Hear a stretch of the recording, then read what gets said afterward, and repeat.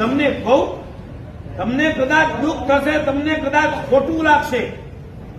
વર્તમાન કાળમાં તમને લોકોને ભગવાનના શાસનના પદાર્થો જાણવાની જેટલી ભૂખ નથી, એ કરતા કઈ ગણી વધારે ભૂખ એ જાપાનીઝ, એ જર્મનીઝ અને બ્રિટિશર અને અમેરિકન સ્કોલરો. જંબુ વિજય મહારાજનું નામ સાંભળ્યું હતું? એક્સિડન્ટની અંદર તેઓ ખતમ થઈ ગયા. એમના નામ ઉપર આપણે વીઆર સેવા ગ્રુપની શરૂઆત કરી, આઈ થિંક 2009માં. એ જંબુ વિજય મહારાજ વિશ્વની 17 ભાષા જાણતા હતા. વિશ્વની. તમારો તો એક દીકરો ફ્રેન્ચ કે જર્મની જાણે, ભણે એમાં ઓહો, એને ફ્રેન્ચ આવડે, એમને નેપાળી આવડે, એમને પોર્ટ ભાષા આવડે, એમને જાપાનીઝ આવડે, એમને જર્મની આવડે, ઇંગ્લિશ તો ફ્લુઅન્ટ બોલી શકતા.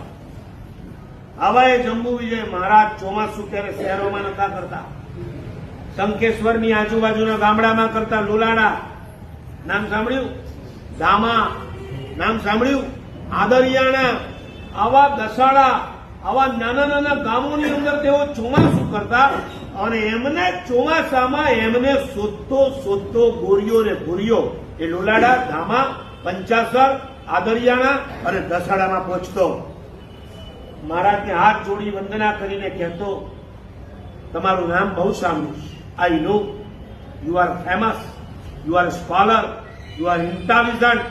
એમનું એક દ્વાદશાર નય ચક્ર નામનો ગ્રંથ વિશ્વમાં પહેલી વખત એને ઉકેલી અને એ જયારે પ્રસિદ્ધ થયો, 33 વર્ષની મહેનતે 3 ભાગ જયારે બહાર પડ્યા, વિશ્વના તમામ વિદ્વાનો એમના ચરણોમાં ઝૂકી ગયા.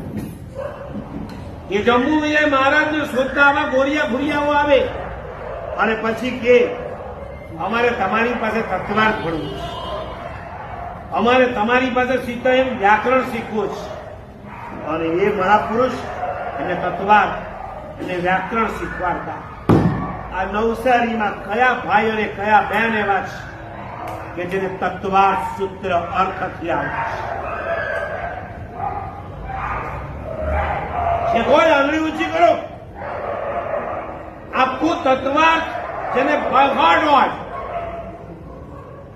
કંઠસ્થ, 1 થી 10 અધ્યાય ફ્લુઅન્ટ બોલી શકે, 4 ફિરકાઓને માન્ય એવા 2-4 ગ્રંથો છે જૈન સંઘની અંદર કે જે શ્વેતાંબર પણ માને, દિગંબર પણ માને, સ્થાનકવાસી પણ માને, તેરાપંથી પણ માને.